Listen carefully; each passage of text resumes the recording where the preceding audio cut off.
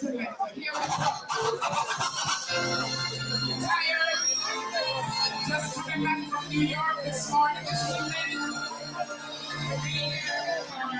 Thanks to all the DJs in the house. Enough respect. Thank you so much. Thank you so much.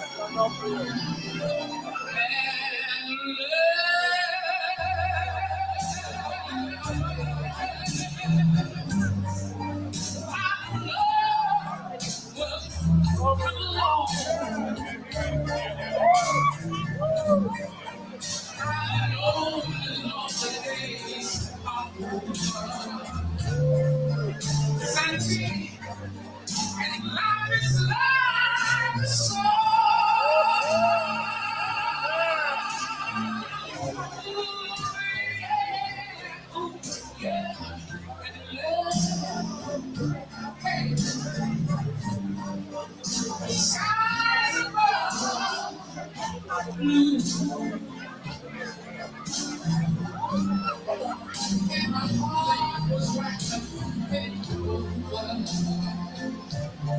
thank you, everybody. The night I looked at you, I feel something going on. I found a tree I thought I could talk to. A tree that I can call my own. Well, I found a thrill to press my cheek to. A thrill I have never known. Oh, yeah, yeah, yeah. Your smile, and the spell was cast. Now here we are, up in heaven. For you are mine.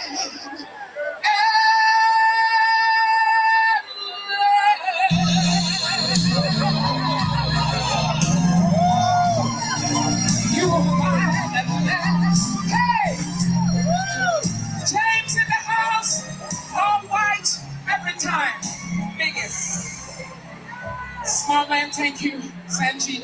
I can't mention all the promoters' names, but I just want to say enough respect to all of you. I see all the big top notches in the house, and I just want to say I love you. That song was dedicated to you. And next track, because we don't. How y'all feeling though? How y'all feeling? All right, run this track. I want to keep you on the dance floor. I've had my share of life's ups and downs,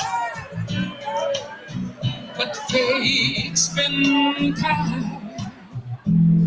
The downs have been few, and oh, I guess you could say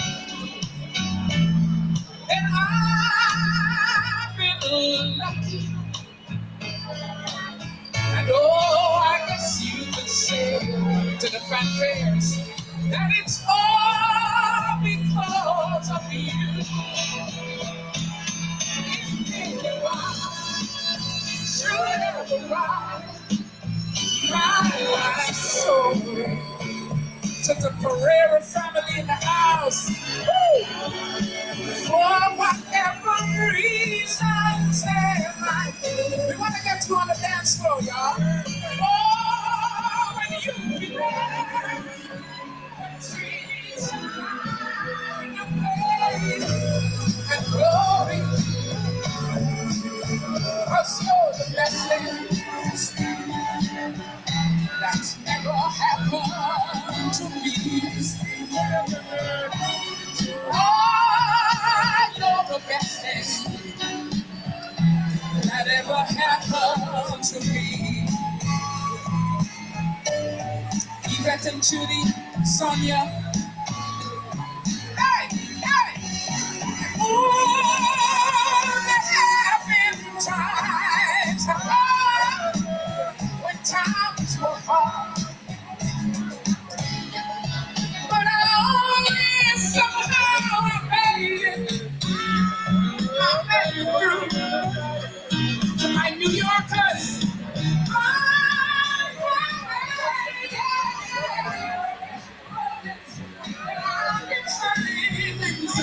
Thank you, thank you. There was a moment that I spent just loving you.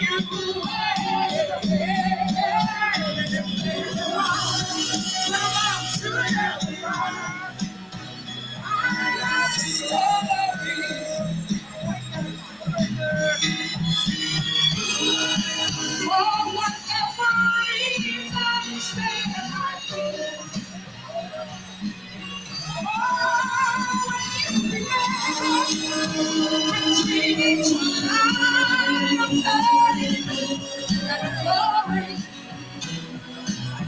What's your best things that ever happened to me? Oh, you're the best thing that ever happened to me.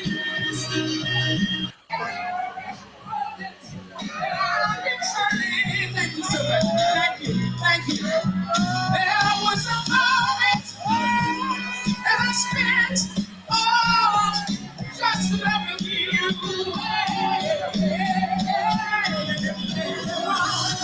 Come on,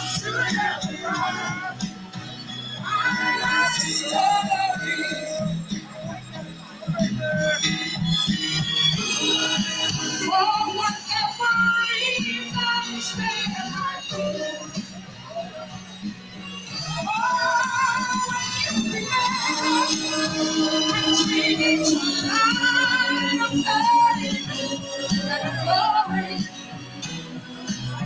Cause you're the best things that ever happened to me. Oh, you're the best thing that ever happened to me. I know you're the best thing that ever happened to me.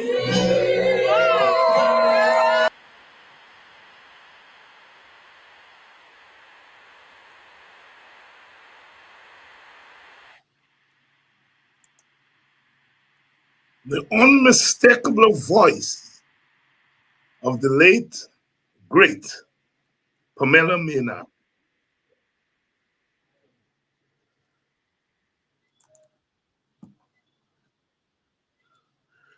Good evening to you and welcome. Welcome to Politics 101. A little bit sentimental. You know, we Guyanese, we West Indians, we operated several levels at the same time. We do our politics, but we also can be sentimental. The best thing that ever happened to me, the best thing that ever happened to us. Pamela Maynard, one of the great talents to have come out of our Guyana, one of our greatest gifts to Guyana, to the world, to our Caribbean. Gone too soon, but you can't miss that voice. Good evening to all of you.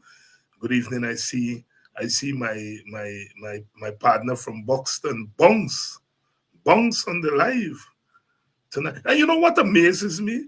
You know, you grow up in the village with people. You spend all your life with them and so on, and you play cricket together, you hang out together, party together, drink together. And these are people who never talk politics, that don't talk politics. And it takes a show like this for us to really realize how deeply ingrained. I would never believe Bongs is a politics man. Bongs is a cool manner. You get the word Bongs, you get the name Bongs. I think he was a run man. and I think it's out of his running. Athletics, man, I mean by running, that he got a name Bongs. I must ask you the Bongs. Um, but I would never believe Bongs is a politics man. I would never believe Bongs is a but you know, I mean, David, I say that thing about my friend Lynette Zephyr and others, you know. Um, but it says how deeply our people feel about their circumstances, and that is why I always stand by our people. Stand by our people. Good evening, good evening to all of you, and welcome to Politics 101. We are going to we're having a big show tonight because one of your favorite people is going to be on. Um, Sherod Duncan. He's your favorite more than me because you always give bigger numbers than me. And I hope he bring the numbers with you tonight. But he's not coming alone, you know, because he's coming with a team. He's coming with a big team. So Sherod is going to be here along with Joretta Fernandes and Ricky Ramsarup. We're going to be talking AFC politics tonight. As you know, Sherod is running to be the leader of the AFC, and he's going to be talking about that.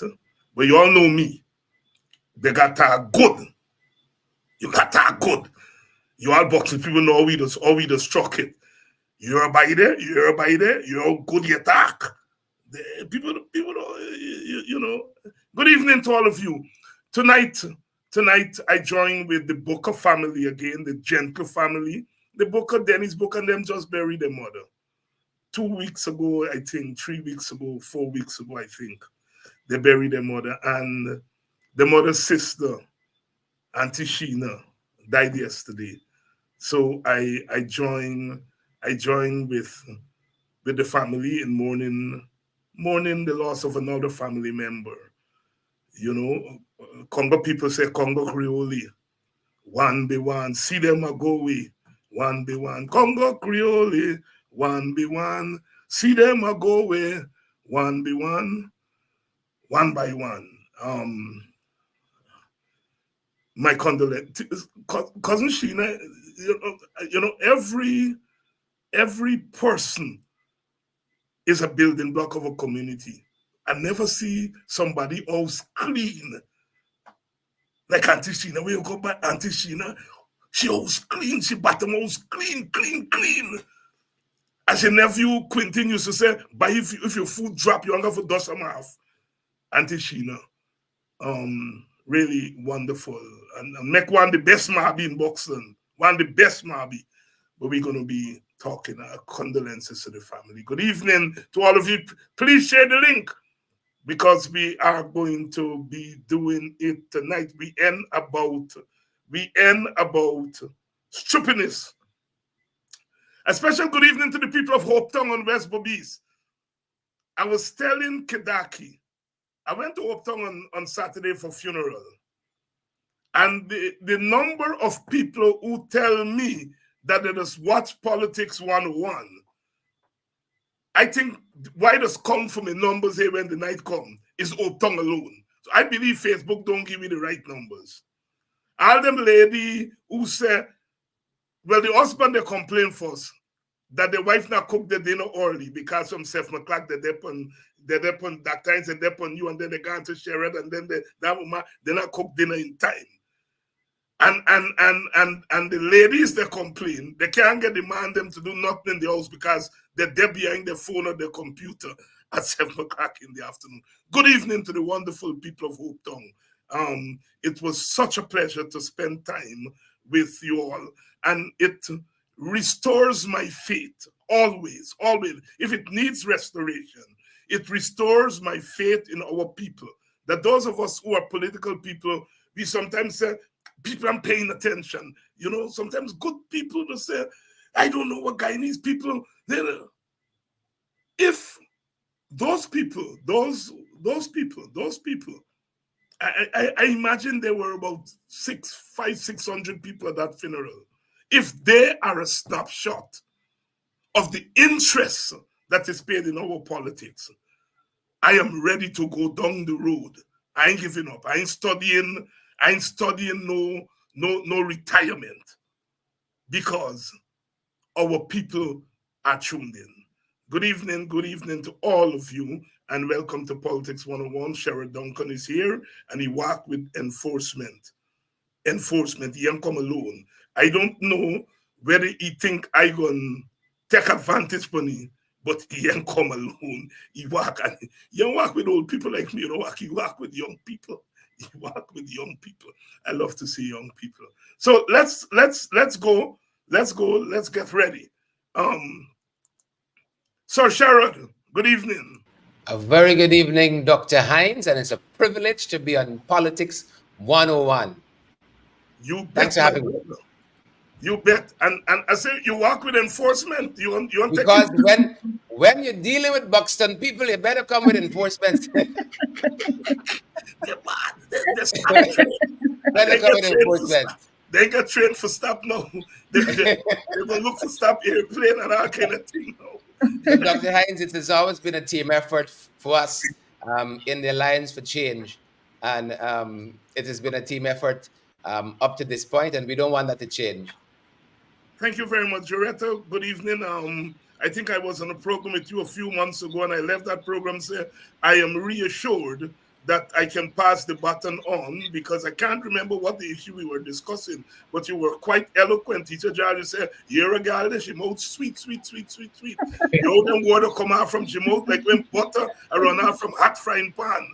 You know, I only speak the truth. I only speak the truth, Dr. Hines. Happy to represent it. thank you very much. And Ricky Ramsarup, thank you for making your debut coming on to Politics 101 for the first time. Good evening, sir. Good evening to you, Dr. Hines, and I'm very happy and privileged to be here with you. Camera just pushed.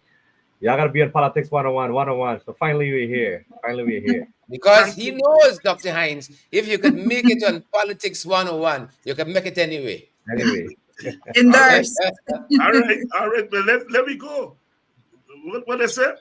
On the mark. Get Get set. set. Get ready. You know, look, I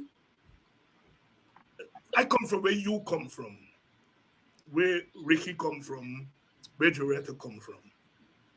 We come from the bowels of the poor and the power in society. We didn't born with silver spoon and gold spoon in we mouth and so on.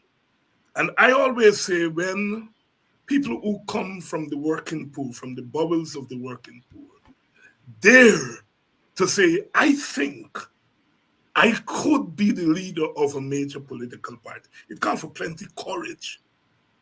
It calls for a lot of courage. I don't think that I have that courage. Sometimes I doubt myself because I say, why you bother, you know? And so I really have an admiration for people like yourself and Joretta and Ricky who have said, look, I'm putting myself forward. Let me ask you this, and then Joretta and Ricky can answer too. What going you head? You say you deleted the AFC. Talk to me, man. Talk to me. Excellent question. It kind of emerged as a natural step. You know, we learned very early that leaders must work themselves out of a job, and it kind of came as a natural step.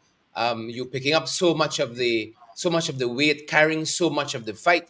Dr. Hines, I'm privileged to be out here every day, like you, like Mark, like Rickford, carrying this fight. You know, we've been blocked off at so many other places where our voices can be amplified, where our voices can be heard. And we kind of had to create a space where Guyanese still get valid, credible information. And I'm happy that your program is one of those places that they get that kind of information from. And not only being on social media, being on the airwaves day after day, carrying this fight to the People's Progressive Party, the real enemy here, but on the ground as well, talking to my party comrades in some very far-flung places in this country. 2 years ago, at a similar event, the National Conference for the Alliance for Change, I was privileged to be elected overwhelmingly as the General Secretary for a beloved party. And I was very, very concerned with the mandate I was given. I took it very, very seriously that we were going back to the grassroots and talking to our people. 2020 election was hard, and any political party in 2015 was hard, and the PPP having lost, not having the resources that they wanted and to do things the way they thought fit. We were in a similar position post 2020, and sadly, it was just a couple of us. When I looked at the landscape, lots of the ministers were missing, lots of the heavyweights, the big leaders seem to have been absent, and we just had to kind of full of space. Abraham Lincoln has a fantastic book written about him called Forced into Glory, and we were kind of pushed forward, even if you didn't want to be pushed forward. But if you are interested in people and in being part of the action, never running from a fight, you just found a place, whichever part of the field you were put in, which part of the battle you were put, and you were fighting forward. And that is how I found myself, and had to go to a vast number of places, pulling out party comrades, reassuring them that there was something left to fight for, reinvigorating them, bringing hope to them. Whether it was in Region 9, places like Letem and Karasabai, Tiger Pond, we still need to go further south there. Whether it was Region 1, for instance, I found myself there listening to party comrades in the height of when Venezuela had that referendum. Just last year in Mabaruma, I was there on the border at Imbatero talking with Guyanese, not only party members, reassuring them that we got to stick together and all of us are in this fight. I was privileged to be at Barabina there in Region 1 as well. Yarakita has another border with Venezuela. So traversing this country, talking with ordinary citizens, talking with party members, I kept hearing all the time, Sherod, we don't see anybody on the horizon. Why not you? And Kemraj has told us a long time that he wants to come off. He thinks he has done what he should have done, and he's ready to go. And, we didn't see anybody on the horizon, and we were the ones out there with Dorita and Ricky and other comrades in our team putting in the work. And these guys give me the nod, and here I am, privileged to have their confidence for this higher office come Saturday. And that's how I got into it, running for leader of the Alliance for Change. Sherod Duncan here making his pitch to be leader of the Alliance for Change, one of the major political parties in our country. Please share the link and everyone know that tonight is a special night because we have Share the live. Faces. Share, yeah. Share the live, Dr. Hines. Live, man. I can't look like you. Dorito, you, in the villages, we would say you barely last your mother features. You're young girl, bright. You're very good at economics. I enjoy listening to your economic analysis and so on. Partly because I jealous. As an undergraduate, I wanted to study economics at UG when I get in there, and I had to do a course called econometrics. Oh Jesus! That's it. That thing walked me belly. That thing walked me belly. Me, let me go back to political science. I'm done with economics. Later on, I had to do some economics course. By the time I got to the master's level, but it takes courage to study something like economics. You could go into academia. You could go into the private sector world and so on. But you choose politics. You choose politics. Tell us why. It's strange enough, Dr. Hines, when you just spoke about econometrics, the person's listening, that is actually economic statistics. So it's very complex as it sounds. Some people get away from stats, some people get away from economics, and there you have a mixture, econometrics. So I did go into, I did my sixth form at Queen's College, and that's where I found a love for the economics. But then when I was done with my degree, my bachelor's degree, and I decided that I'm going to take a step into politics, I went ahead and I did my master's in public administration, because I said I have to know what I'm going into. I have to read the literature before I could even take that step into it. So before I even put my feet into politics that much. I was already read in that regard. But one of the things I have to say is that a lot of times in persons say, "Oh, these young people and these young people, you're not so young, Dr. Hines. Believe it or not." Compare with people like me. Be doing a comparative story, No, but I compare want, with those of us who people the higher echelons of politics. It's big people like myself, yeah? And so you but all are young, comparatively speaking. But the Alliance for Change, Dr. Hines, I want to make this point, right? Because the Alliance for Change, I think Raphael Trotman was 2 years older than me when he joined with Cameron Ramsey and formed the Alliance for Change. He was just 2 years older than me, and he was actually even younger than Sherod when he started the Alliance for Change. So when you look at those backgrounds, you understand the dynamics of where we're coming from. And I think in addition to that, I think I have the pleasure of being on board with team with Sherod and Ricky, because we've all had the opportunity also to work our way up the political ladder, because we all went through the local government system and all of those things.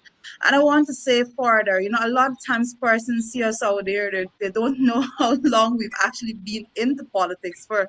Like myself, I joined the Alliance for Change back in June of 2011. Moses Nagamutu joined the Alliance for Change in October of 2011. He actually joined the party after I did.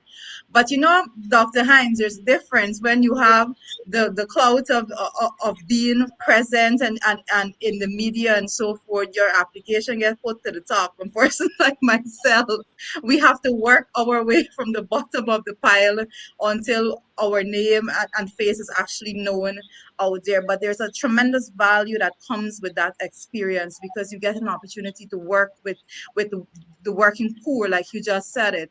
And I always believe that I cannot expect an upper middle class person that has never a day struggled to make policies that is going to best suit the interests of the working poor. And in that regard, that is where I say we have to demand our seat at this table, because you have to walk it to actually know it.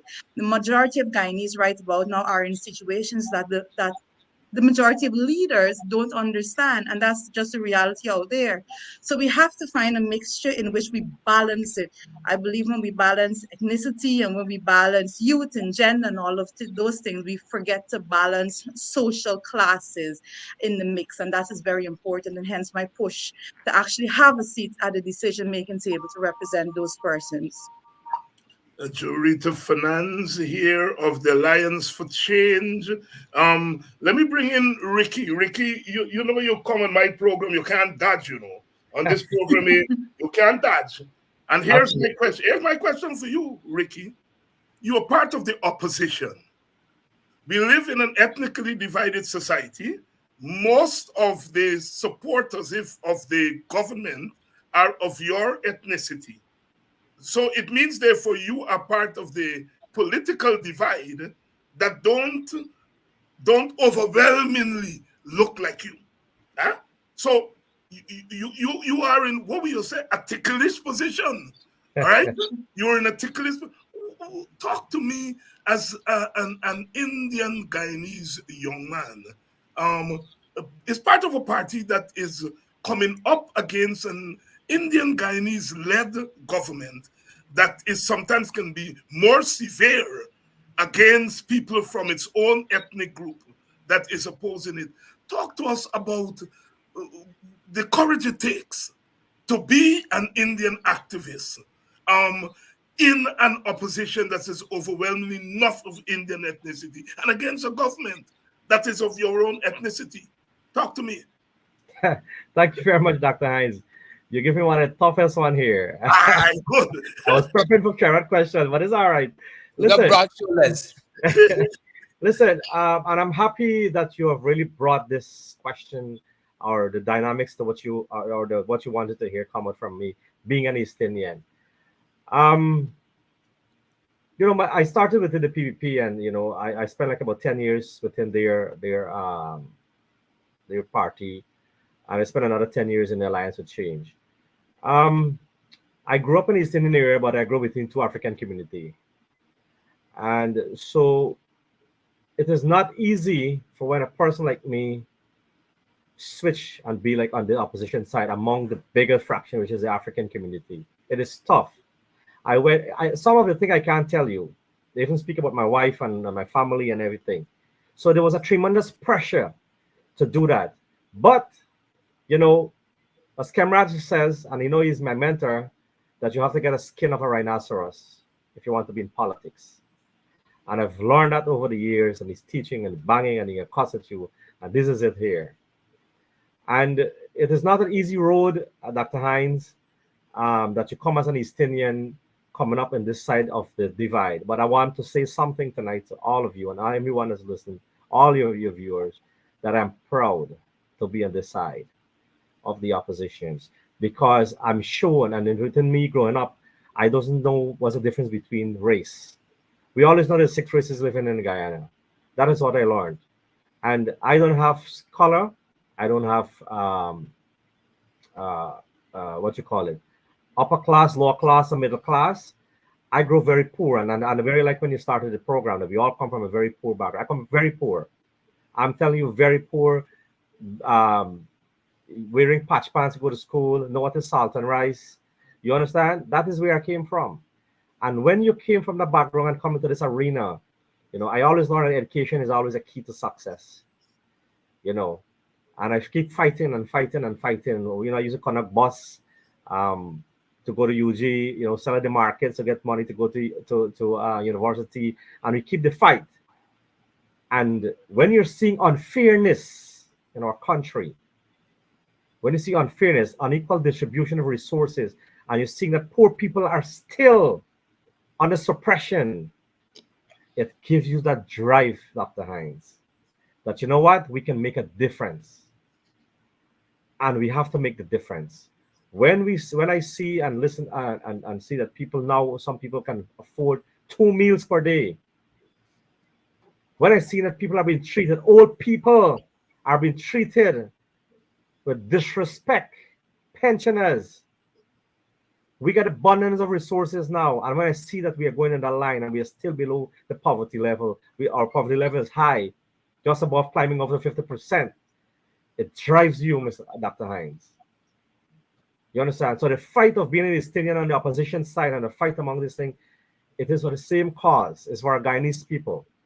It's for the poorer class. There are a lot of East Indians there who will not come out and speak. They know it in the heart that they have to speak, but they don't do it because every time they come out to speak, they were victimized about the same people in the community. PVP doesn't have a passport for East Indian or transport. That is what I can say. And every person here needs to speak out, because end of the day, we as citizens of this country is putting the politicians in office to work for us. And they need to understand that. And every time and every opportunity we have, we will speak to them to ensure they understand the role in the country. So, Dr. Hines, it is not an easy road to be on this side. It is a tough, but you know, the most important thing for me and the hardest one was for my family to understand that the cost that they were getting. And you know, it's I think when we reach one-on-one, I will tell you the costs that we receive. I can't say it on the program. It's very hurtful and it's very distasteful.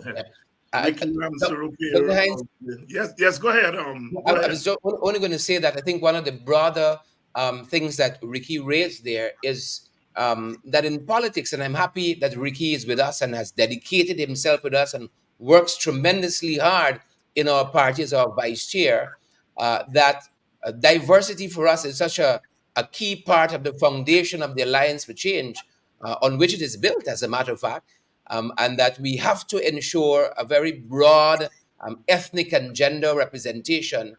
We have to ensure that it must be done with a very, very conscious effort, and that is why, on the basis of which this very party was formed.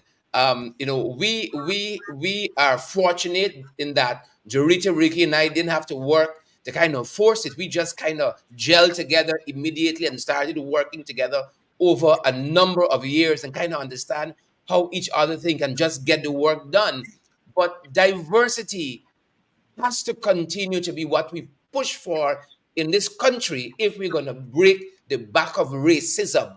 in this country, and we have to encourage it in every sphere of life and also our political organization. I just want to underscore that with the question you asked, Ricky. Thank you very much, Sherod, and I'm going to come back to you in a minute, but I want to get from these two members of your party, Jurita. I just want to get it right. I teach in a country that they say you just chop up their name. American people, I already called Jurita about 5 times, and they don't say Dr. Hines. That's not my name. Jurita, clearly, Sherod is not the only nominee for leader of the AFC. So Correct. you must have given some thought as to why you support Sherrod. There must be something deep and abiding that makes you support Sherrod's candidacy. Can you share that with us? And when you finish, Ricky, the same question for you. Why are you supporting Sherrod? For me, it's dedication, a commitment to the cause altogether, selflessness above anything else. Sherrod has shown tremendous selflessness in the work that he's been doing with the Alliance for Change, and I can attest to that. You know, sometimes he would be the last one to go to bed and the first one up in the morning. We see the messages when we get up. Sometimes he's like, he's up and about, he's getting this done and getting that done. He would be the one that is on the ground. He does not wait for anyone to lead him. He has been leading in his own right throughout the years in the Alliance for Change. I can say from 2020 to now, persons would have known Sherrod because he has been making more of a social media presence during that period. But even prior to that, he was fighting the good fight for persons.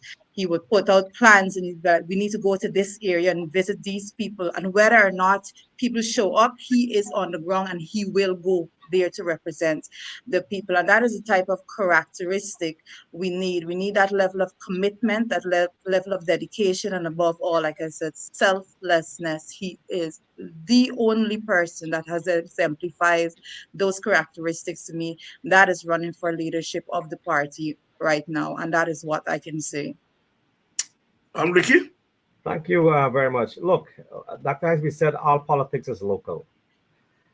I've worked with and been alongside the Sherrod because as the vice chair, current vice chair of the party, my task really is to ensure that all the groups are functioning within the different region, all the 10 regions in Guyana. And I've walked the walk with Sherrod, and Sherrod has walked the walk with me. And I've seen that he's ready, willing, and going. He won't go to the distance. He will go, he will say, pick up the phone and say, hey, let's go this tomorrow in the space of 1 hour. So he's a person who is always ready to walk the dreams. He'll Nothing will hold him back to doing political work that he has to done. Sherrod show that stamina, that zeal, that hardworking person who are willing to go out there for every single square inch of this country. When we said we were going to Venezuela, we were warned not to take a plane to go to Region 1. Next morning, we saw Sherrod in Region 1. What was the Imabamada or where the place name at the borderline there? And we said, Sherrod, what happened? Right? I said, so being with Sherrod, working with him over the last 4 years from Parliament and be alongside him, he has shown the brilliance, the courage, the leadership, the skills, the go get it, the grassroots, the drains, the trenches, everything. He will be there. He shows that he's willing to do it. He's willing to take off his clothes and walk over a trench if it needed to be done. And that is what we need in Guyana. The grassroots, the people need to understand. As I tell you that our poverty level is above 50%. And we have to meet to those people. And Sherrod is willing to walk anytime in this country. So he Sherrod, has. Sorry, I thought you were finished. Sorry, Ricky. Go ahead. Finish. No, I said that's why he will have my support. And I think he's the best fit for the candidate to lead the Alliance for Change. Because our politics there is local. We're not talking about national politics here. We're talking about internal party politics. And I think he's ready and fit and proper. Sharon, Guyana is a change place. Depends on where you're sitting politically, you will describe that change differently.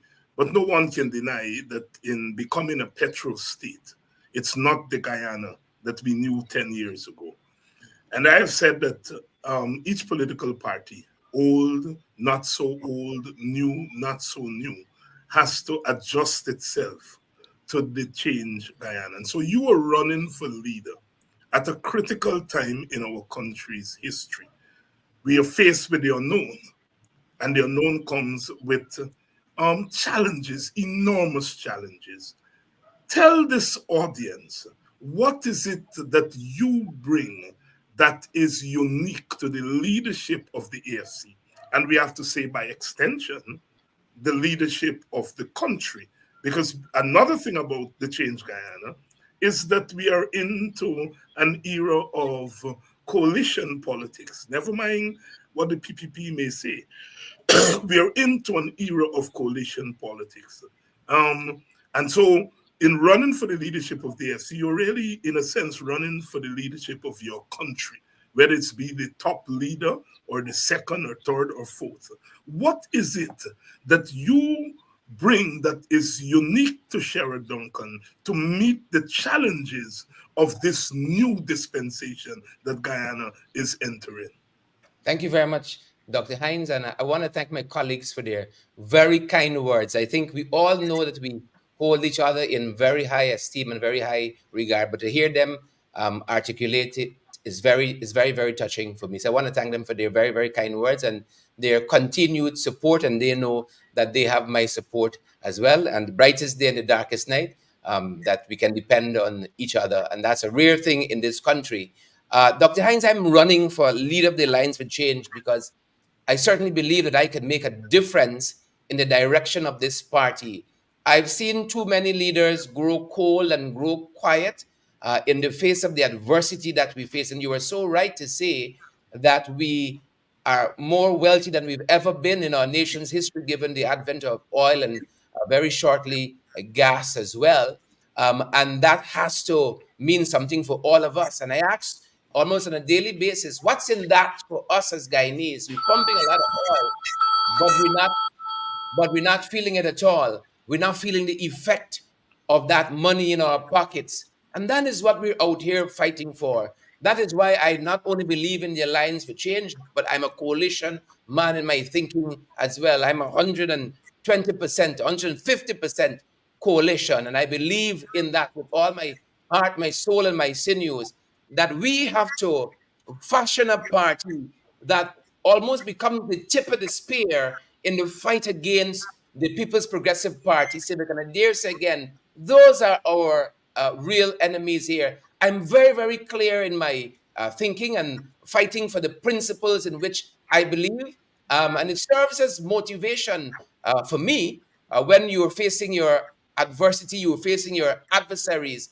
Leaders must never claim principles as an excuse for running from a fight. And I have a unique tendency of running towards whatever the danger is. And that's why I found my way in Imbatiro and Yarakita and other places in this country where a lot of leaders seem to have given up on our people. But a leader has to be a dealer in hope. We don't have the luxury of taking a day off or a night off because, as you said, Dr. Hines, things are always so fast moving in this country, especially now. Yesterday was Hillfoot, tomorrow is Success. You know, the next day is someplace else. Over the weekend, I got calls to go to Region 6 because there was flooding there, and the folks have been talking to the authorities and they're not seeming to get any response. So we're going to have to now go and name and shame. Over the weekend, I was called to flooding happening at Peters Hall. I don't know why people call me, why they don't call other leaders out here who are vying for high office too. But I'm happy in a sense that they call me because I want to respond. And I believe that is what sets me apart from other leaders in this fight here, that I sleep and dream about advancing the issues of our people out there. Read Starbuck News just today, every Monday, talking about how the cost of living treating people. Today was the 81st article, and every single article, 15, 16, 20 persons being interviewed, saying things hard for us. Indian people, indigenous people, Afro-Guyanese, as well, right across the spectrum. That is what motivates me, not to have a day off or a couple of years off, but to keep out here and to keep advancing these issues. I have a very clear sense of where this party should be heading, having been right up there in the leadership over the last 2 years, visiting our membership, visiting with citizens, period, in this country, in each and every region. And I believe if we do a couple of things differently, re-engage our youth, for instance, ensure that our women are playing a meaningful part. Dr. Hines, you know this more than I do, that women is the backbone of any struggle. And if we as a party, we're not engaging our women, then we're wasting time. If we're not empowering them, then we're wasting time. We cannot just have a party that might look good on paper, but I want to build our groups, and we have been doing that. We have reinvigorated lots of our groups that have gone dead. We now got to take that kind of energy into the diaspora, where some of our groups have kind of fizzed and faded away. But this is the work we must get up every day and want to do. Leading the Lines for Change is not a part-time job. You have to want to take it on full-time. You want to have to take the bulls by the horn, as it were. And one of the very important things I have learned is that a leader is somebody who has to balance competing interests. And I've learned that over time. And in our own party, you have all of these interests that are at play, and you have to balance them and keep the party moving forward. And I think we were able to do that over the last 2 years. And that is what I want to keep on doing, keep on building our party for this, for a continued presence on the national stage. And I believe in time we're going to work out who is going to lead the opposition in the next regional and general election. But if I don't have a strong party to be able to come to that table and make a meaningful impact when that time comes, well, then we're just wasting time out here. And the PPP are going to continue to ride roughshod over us. And if I'm building at my end, Dr. Hines, and I believe if you're building at your end, and the other political parties, Mr. Norton's PNCR is building at their end, we all have something to contribute. This is not a process you can parachute in one day and then run away the next. We have to be constantly at it each and every day. And that is the real and surely the price of leadership and being a leader in these times, as you so eloquently articulated, Dr. Hines. Thank Sorry you for very much, Sherod. my apologies. Yes, Jurita, the late Prime Minister of Barbados, Owen Arthur, once said, "It's hell being in the opposition in a winner-take-all system." And I would add to that, it's hell being a third party in a country like Guyana. Um, uh, uh, when you're in the opposition, you don't have perks to give to your members. You don't have, and when you're in a third party, you don't have perks to share around to the members. There's not the promise of 30 seats at the next election, win or lose, that you can promise people to be parliamentarians and so on. And so therefore it is a challenge.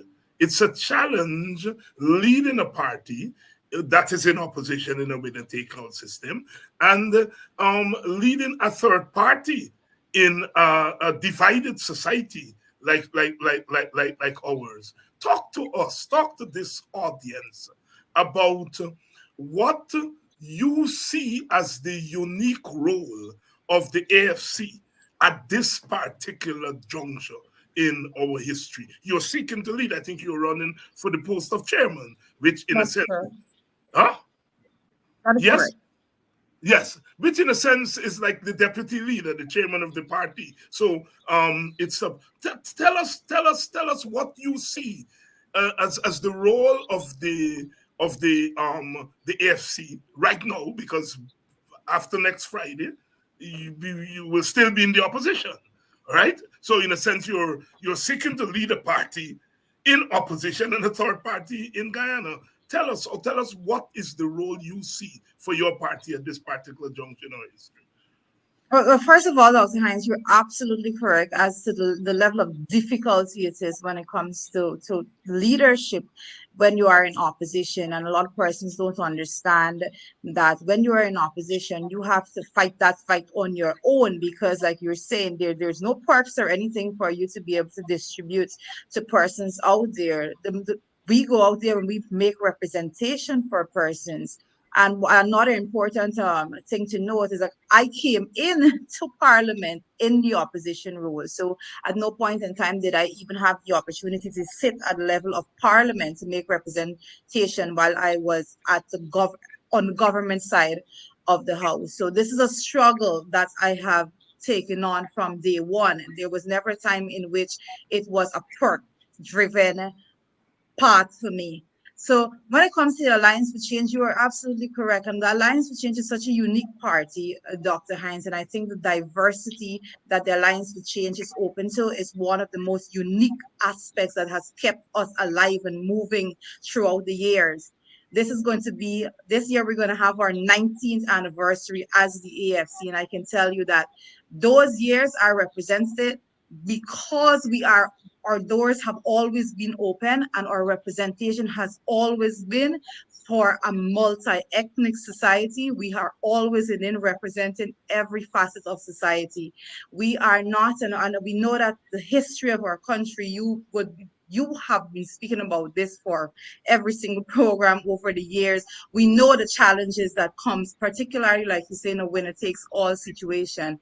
And because of that, the AFC has been championing the cause over the years and called, particularly when it comes to constitutional reform, in a direction that the amount of power that is concentrated in the executive should not be that way. We have been championing the cause altogether that you must be able to have a coalition government prior after after elections rather, Post and those election. are things that would make it so that those are things that would make our democracy stronger. But the AFC at this stage in Guyana, we have to make sure that we go out there and show that our slate is so balanced that persons see diversity not only in ethnicity, but persons see diversity when it comes to the age gap also. Dr. Hines, we had suffered tremendously, and I'm going to say this, we had suffered tremendously by a large section of society not being addressed when we were in office, and we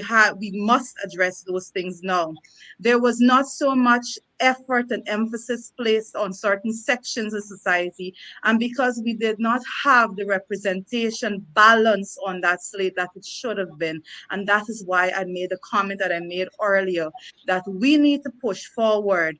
The Alliance for Change needs to push forward right now to have such a balanced slate of representation. I can't speak for you. I cannot speak for another ethnicity. I cannot speak for another gender. I have to go out there and represent what I know and the paths I have walked. And once the AFC grounds itself and to make sure that we offer that balance level pushing forward, I believe that we are going to be the strongest force. As a third force, we have grown tremendously over the years, and I would want to say at this point in time, the AFC is no longer the AFC that it was in 2015. The AFC is no longer the AFC that it was in 2011. The AFC has been growing tremendously, and one of the things that we are extremely proud of is the amount of young people that have been signing on to the Alliance for Change, and have been welcoming and we have been encouraging, and more importantly, we have been setting the stage that they have a voice and their voice will not be ignored. So these are some tremendous stages that we need to set. It's a building block, it's an uphill battle altogether, but we are there. We are taking on that task because you and I both know, Dr. Hines, when it comes to the electoral system, when we look at the numbers, it's almost down the middle. So there must be a political party that is there that is going to scoop up all the interests that have been neglected throughout the years of our political history in Guyana. And Yeah. And well said, Dr. Jerry. Hines, Yes, if I yes, can, yes. if I can jump in there Yeah. as well, because I think it's a question that is a realist question, and we are faced with that all the time. You're not in political office. How are you going to help the people? And it's one of the things that we have done, and I don't like to add to people's indignity of being in a system that has them poor, have us underdeveloped in lots of areas, and then you take a big photograph. But when people reach out to us, I'm privileged that I can run robin quickly with Jarita and Ricky and other folks, and we must be able to assist them in meaningful ways, not just throw up your hands and say, "Well, we're not in government, so we can't do anything." and we have to rethink. I am never going to get comfortable being in the opposition. That's why I want to continue to strengthen the AFC, so that we can retake government in the shortest possible time. But while we are yet here, while we yet sojourn here, to be able to meet the needs of people in a very real way, I think one of the untapped resources and potential is the community in which we find ourselves in. I think in the community that is predominantly the opposition, there is an economy there, and we have to find ways to tap into that economy to bring relief to our people. Sometimes I tell people, if you have to walk 2 corners down the road to support a brother who you know is going to help you later on, do that. What's the harm in that? I leave a far distance to go and support a supermarket in a particular place, because I know at the end of the day, support is going to be forthcoming from this particular supermarket when the time arises, if a need arises. And so it's not just to throw up our hands and say that we can't do anything, which is what our people have heard for too long.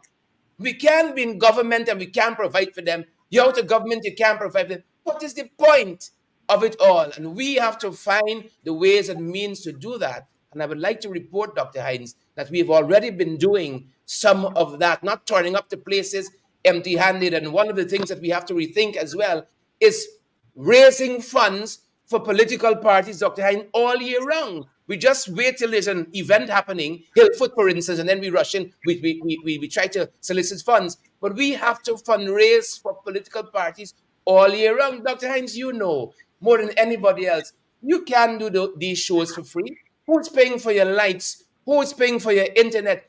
That has to take fundraising effort to keep it going. And I haven't said this much, but there were times on this journey, Dr. Hines, where to keep my program going and running efficiently, doing all the things we were doing, hiring a small staff to just keep churning out information so that Guyanese stayed informed while other people, took a sabbatical, was costing me more than the monthly budget for the Alliance for Change. But you had to go out there and you had to raise that if you wanted to stay relevant, if you wanted to keep people informed and keep the PPP on the back foot.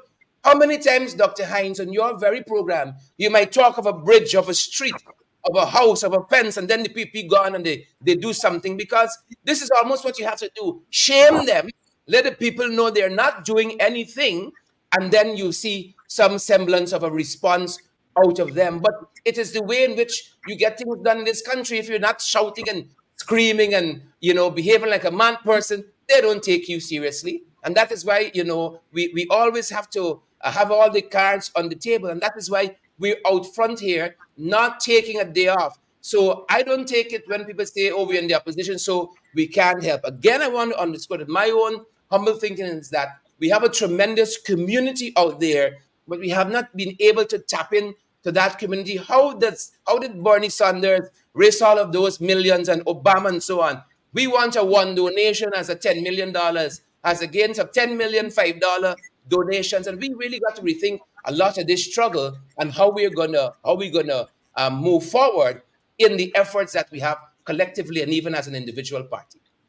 Sherod Duncan running for the leader of the Alliance for Change, making a very important point there that we have been stressing, that we have to develop the culture on our side of the political aisle of supporting political causes with our small donation. And I so want to thank all of you who have supported my program, supported Sherod's program, and all the other programs with your small donations. We want to say, without you, we could not do what we have been doing for the last 4 to 5 years. Ricky, I come to you with another difficult question. I'm sorry. I apologize in advance. The AFC in 2011 and 2015 contributed the vast majority of the Indian Guyanese votes that led to winning those two elections. And I think the opposition won in 2011, although they didn't win the presidency. And in 2015, they won. And the AFC was instrumental in bringing that portion of votes from the Indian Guyanese community that made a tremendous difference. Since then, we have heard that the Indians have gone home back to the PPP. The AFC has no traction in the Indian Guyanese community. And so I want you to make a liar of them tonight. Is it true that the Indian Guyanese vote has gone away from the AFC? What is the AFC doing in terms of mobilization in the Indian Guyanese community? And what does Team Duncan intend to do a little bit different or a lot different from preceding leaders in the AFC to really organize that community? And be frank with you, Indian people meet me sometimes and say that times I like how you're the stark. You talk for me. But if I go into Indian Guyanese community, I might put them in more trouble than they're in because you the Indian Guyanese community you're seen associated with David Hines, that racist is trouble. All right. So Trouble. I am advancing that there are certain leaders like yourself who are best poised to organize in that community, because I do agree that that community should not be ignored and that that community is pivotal in contributing to the renaissance of our country. Ricky Ramsarup, what is the AFC doing in the Indian Guyanese community as far as mobilization is concerned? And what does Team Duncan, that you are an essential part of, intends to do more of going forward? Thank you very much, and thank you for the tough questions again. No, it's not a tough question, Dr. Hines, because we are doing the work. And I will give you 3 examples where we are doing it. All right, so bear with me. Look, the East, before you know why I late to your program? You want me to be honest with you? 2 East Indian call me. 2 East Indian call me, and I can't come off my phone because you have to listen of the concern. And that's why when Sharon was buzzing my phone, I was hustling to try to get ready to come on the program. Right? 2 of them. Every single day I'm receiving calls. If it's not Messenger, if it's not WhatsApp, if it's not somebody share my number, it's on the public domain now in the as Parliament. People are calling you. They're not going to come in the program here, Dr. Hines, but they're going to call you individually. This is how the East Indians are, because as you rightfully point out clearly, that if you go in there and you see Dr. Hines here, there's trouble in the house in there. So we have to know how to tread. It's not as easy as it looks, but when we had problems at leg 1, so I can start from there as one of the example. We went to Wickenham, not leg 1, Wickenham, Antidata. That whole island there is predominantly East Indians. And we walk there and everybody's greeting us, shake our hands. It's a good thing we couldn't eat plenty food. Is everybody inviting me to the house to eat? Mm-hmm. You hear me? I'm giving you here honest, and anybody can come and tell me that is not true. We went at Wickenham. Then we went to Port Morant 2 times. And we are going again because Sharon told you just now that there was a problem with GWI. I will show you a message in my phone that people are talking about the corruption. I don't even know who the peoples are, but the corruption in that area is there. We went twice there. Bath Settlement. Sherod Duncan was there. We had a team that was there. Team Sherod Duncan was there to bring on the issue. We have held our national executive meeting in Region 6, and the people showed up at our meeting. Now we had to let them sit down. I'll give you a 4th one. Kanji. You remember they had a protest there with the sugar workers and a lack of 17 of them. Cameron is doing pro bono for like about 17 or 18 of them. You know what I say? I'll be put them there. We can take them out. Mr. Ramjatan, we know the politics that they're playing. You understand me, Dr. Hines? And that couple of 4 examples I'm going to tell you. But we here as Team Duncan, as we say, the future is now, because we will walk any community in this country at any time, any day, to ensure that we highlight any issue that people want to raise. And people are free to call us anytime. We have no restrictions. We have no separation of African or East Indian or Armenian villages. We'll go anywhere. We have walked to all the regions already in this country, and we'll go again. We have no regards, what do you call it? I'm running out of words. We have no regards. So where we going? But we're gonna go. Anybody who wants to reach and talk with us. There are Yeah. several, and to be honest with you, Dr. Hines, there are about 3 meetings already planned, and I'm talking bottommost meetings. You understand? At East Indian community areas. I wouldn't tell you where they are, but when it happens, I will tell you. That's right. Sherrod, Dr. you Hines, wanted I to would call love in. to add. I would love Yes, to add to what Ricky said. I think part of the strategy has to be in empowering folks like Ricky Ramsarup to speak to his community. I think that has to be first and foremost. Too many times we believe that the answers only resides in us as leaders, and I might be Afro-Guyanese, and so I have to go. I have to go. But I think we gotta empower strong leaders like Ricky to go back and speak to his community and carry that message of hope to them and what we intend to do when given the next opportunity. We've had the privilege of traveling to lots of places when called upon. I don't know sometimes how people get my number in particular. I've gone to, for instance, Parika, Sidam, where lots of people live in adverse conditions out there, almost on the front line of the ocean. In some terrible, terrible circumstances, people call you to say, look, the injustice, what's happening here. Riverfront now, as you know, Dr. Hines, is hot, hot commodity, hot, hot real estate. People want to build shore bases because oil and gas is here with us. And so they don't mind where they dislocate people. So persons call and I went there and persons call from Washington Housing Scheme close by and you have to go there. The point I want to make, um, in addition to having authentic voices like Ricky, who people see and understand and identify with so uniquely in different communities across this country, we have to show up as leaders. And again, I want to harken back to the fact that we don't have the luxury of taking a day off or a couple of years or anything like that. We have to continually show up. And let us not assume that because somebody's living in a village that we see traditionally voting for the PPP, that they are PPP. Or the other stereotype is that once you are East Indian, you are somehow PPP for some reason. We must come away from that. And the other notion is once you're East Indian, you're going to vote for PPP. So don't even bother for reach out to them or so on. If people are calling on us as leaders, we have to show up. When we go there, we don't ask who you're voting for, right? We're hoping that by our works and by our efforts, you are led to come in the direction where we are. But that is something that we discuss later on. If people say, come, we go. When the folks at Bat Settlement called us recently, we didn't say, well, y'all is PP people. Why y'all ain't calling them? We were there listening to their issues. And I'd be happy to say, Dr. Hines, I don't want to say too much on that.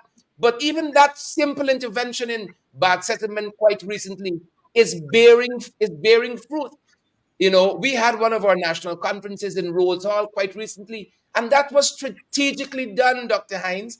A lamp set on a hill cannot be hidden, and we have to not just give up on these communities and say, well, Rhodes Hall is PPP or Kanji or the quarantine period. But we have to stake a claim in those communities as well. I want to see an office back in Bath. We used to have one there.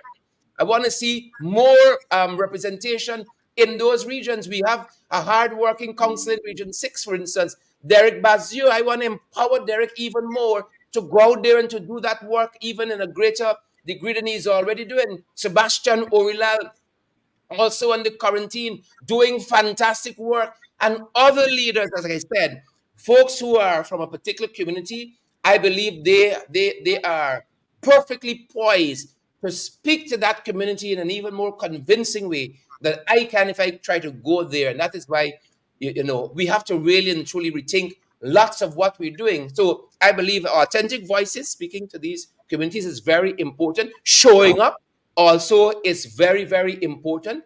When persons reach out to you and not having any preconceived notions in our head, and there are lots of other things that we could be doing to really and truly bring our folks back to us. I know, for instance, that in Region 6, they give the Alliance for Change in 2011, was it? The largest voting bloc was about 13,000 people in Region 6 alone, Dr. Hines, who said yes to the Alliance for Change.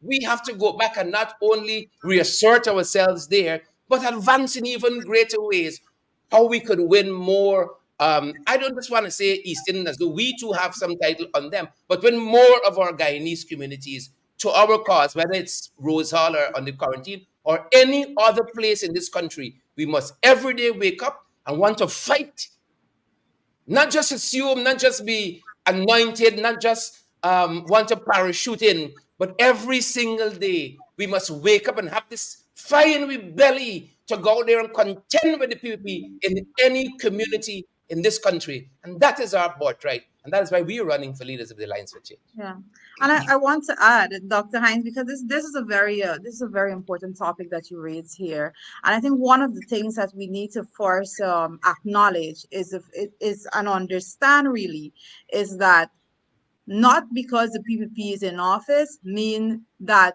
East Indian brothers and sisters are being well taken care of. And I think that's the first thing. There's this notion that, oh, only a certain set of people are being taken over, or if the PPP is in office, then only Indian people are being taken care of. I can tell you, and you spoke of the working poor before. If you travel, anyone that travels the length and breadth of this country would see poverty in every single region. You will see poverty in every single ethnic group in this country. East Indian people are not exempted. When we speak about persons having difficulties in feeding their families, a large portion of those people are East Indian people. If you go up to Borby, certain parts there, you would not believe the level of poverty that are being faced by our Indian brothers and sisters there also.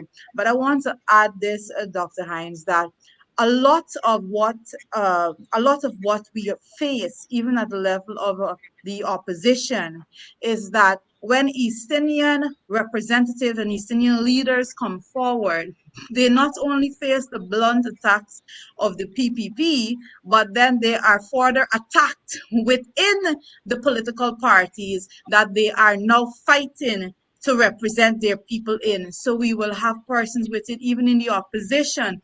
You can go out on social media and see on those platforms brutal attacks at Indian leaders. So we really need to reassess ourselves as a people when we are looking at political offices, because we are not going to go anywhere as the opposition. We are never going to go into the seat of government if we don't first acknowledge those failures that we have, work towards it, stamp it out, and move forward. We have to unite the voices of the Guyanese people. This is our charge. This is our duty at this point in time. And those things, because you did say that we're speaking blunt, so those are some blunt facts that we definitely need to address as we move forward to build this country and to represent every section of society. Yep. And I want to underscore very quick, Doc, what Rita said there about all of us in this boat together, and suffering. I did say early on that Sabbath News publishes this article every Monday. Maniram Bridge-Mohan, they focused on farm on the East Bank just today. Maniram Bridge-Mohan says the cost of living affecting her. Shanta Budram said the cost of living affecting her, and photographs are in this article too. Lachman Ricky Ram, Agnes Singh, Zarina Singh, Jairam Lal, Anita Lala, all of them saying the cost of living, the commerce in the marketplace, very, very high. And that's their cry there, That's their cry for something different, Dr. Hines. That they cry for something different. And before I ask Sherod the other question, I want to say our lineup this week. Tomorrow night we're expecting Roysdale Ford. Wednesday night we're expecting Amanzo Walton Desir. Thursday night we're expecting Aubrey Norton. And the reason I have this lineup for the political parties that are having their Congress this weekend, because I want to set an example. I'm from the WPA, you all know that, all right? But my outlook on politics is that we all in this thing together and we all got bailed out together. All right. And I am not afraid to open my platform to all opposition. I'm opening it to the PPP. Thank you, Doc. All right. Thank you, Doc. And so this week, This week, I am concentrating on those who are running for Congress. Mr. Nigel Hughes's candidacy came in very late, and so I've not been able to schedule him for this week. But I may well squeeze him in on Friday. We are I'm trying to work out something for Friday because I know the AFC conference is on Saturday. Sherod, the AFC is really an alliance, as it says. The three founding members of the AFC came from the PPP, PNC, WPA. The AFC got into office as part of a coalition with the APNU. And I want to make very clear, the APNU is really, or was really, PNC and WPA. I'll tell the audience, forget about all the other stupidness you all hearing. I was part of the AFC. Is the WPA give the APNU the name? All right? So the coalition government was really PNC, AFC, WPA. Put aside all the fluff and all the other things you're talking about. All right? No. Sherod, here's the question I'm asking you. Under Sherod Duncan's leadership, is the AFC still committed to coalition politics? Yes. Yes, I think I did say it early on. I am personally committed to coalition politics, 150%. I think it's the only solution moving forward in this country that breaks the back of winner takes all, that winner takes all system. We are going to be trying in our own stead to build our party, taking nothing away from that. But I want to be part of a system that brings resources to our people. That is the purpose of a political party, to occupy the halls of power and to be able to help people across the divide, especially in this country here. And we've articulated, I think, in this program pretty well how Guyanese are hurting out there. As a matter of fact, we were re-engaging our coalition partners on a way forward about just under a month ago. And we decided, since we had these leadership contests in both parties on the horizon, that we would re-engage once these leadership contests are out of the way. But I believe very strongly that coalition politics is the way to go. Is the way to go. If we are seeing what's happening out there, Dr. Hines, and as you've articulated on this very program here, you see all of the malice and the vindictiveness of this regime, the marginalization of our Guyanese people, then the option that we have and fastest route into government is by coalition. And the numbers, the data says that none of us can do it by itself. I need the WPA. The WPA needs us, and we need the People's National Congress reform, and all our other brothers and sisters that are in this struggle together. And one of the things, as I close, Dr. Hines, I want to say that we have every intention too of not only engaging our PNCR brothers and sisters, but also engaging very frontally the WPA and other like-minded individuals and groups and political parties such as yours. Dr. Hines, you are from the party of Dr. Rodney, and we were talking about young people early on. I don't know, am I right? Dr. Rodney had his PhD at 22, or was it 24?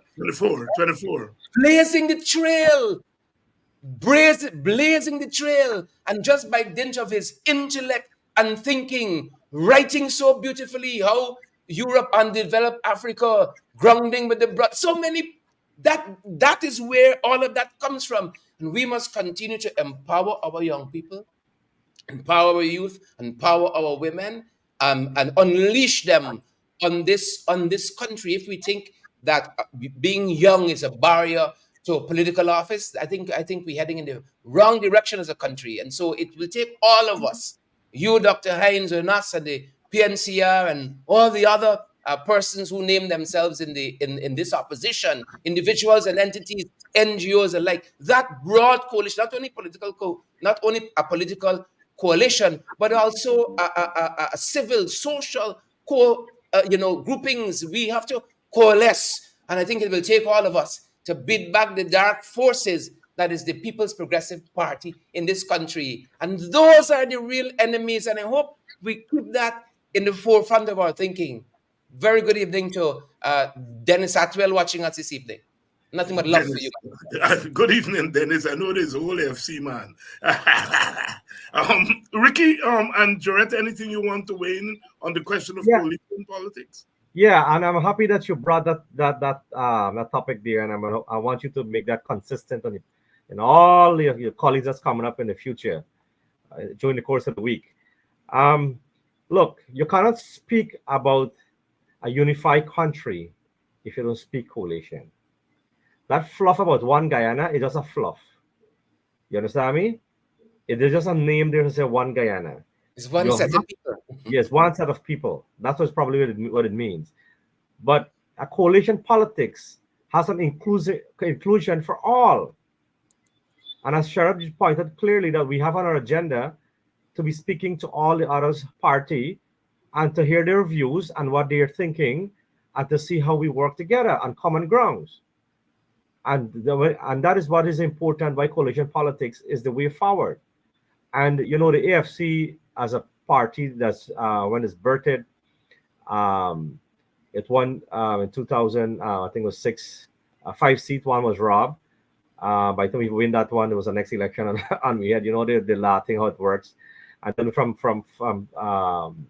5 we went to 8, and then to 12. So as a party growing, I mean, it's not an easy road. WP has been long in the fight way before us, but I said it's all about fight and coming together. And I think coalition politics, it is the way forward. And our young ones, it is such amazing that when the question came up among ourselves, what you guys gonna do for the future of this country if coalition is politics forward? And all we said yes. Jurita? Well, Dr. Hines, I guess I'm going to go from the more technical perspective because coalition politics is actually necessary at this point. And you and I would both know that the Constitution of Guyana does not make way for any other arrangement at this point than coalition politics if we actually intend to topple the regime that is in power right now. So it's not just a question of whether or not we want this, but it's a necessity for us to move forward as a country because of the constitution that we're working with. We have spoken tremendously about having constitutional reform. This is something that the AFC has spoken about.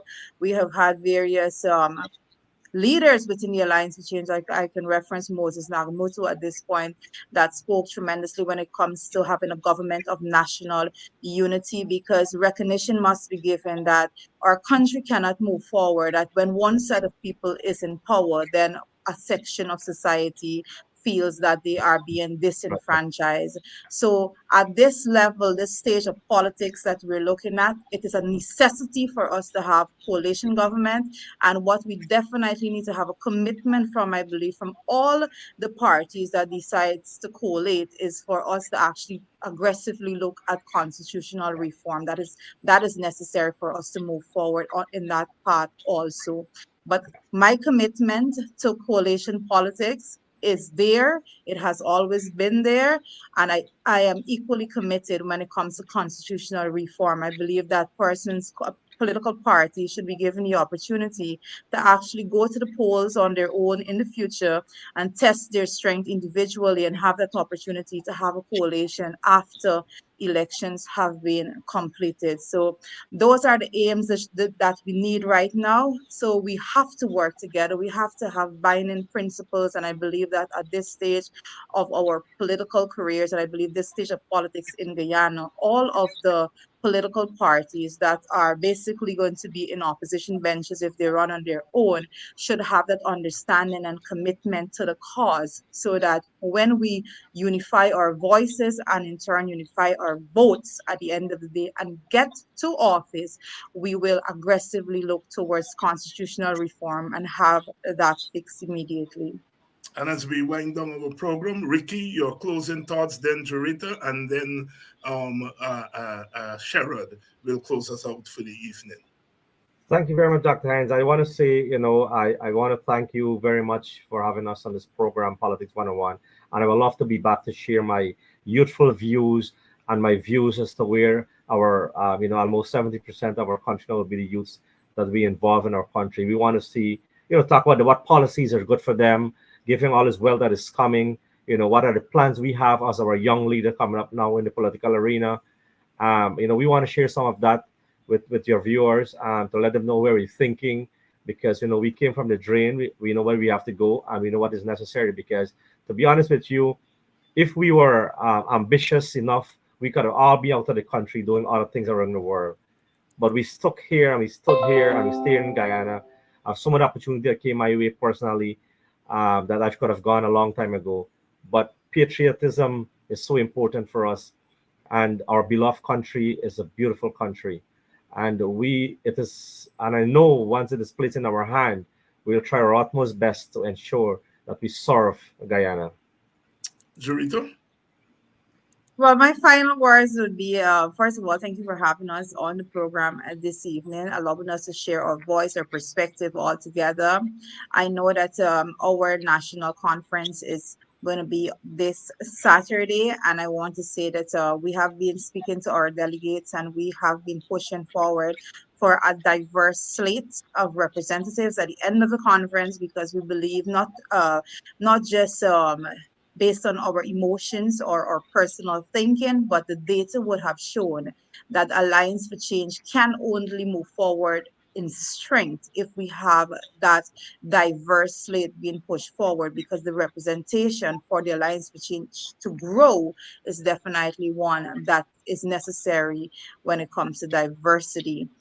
Dr. Hines, I would like to say that I reside complete confidence when it comes to Ricky Ramsroof in his post that he's running for the General Secretary of the Alliance of Change, and also in Mr. Duncan.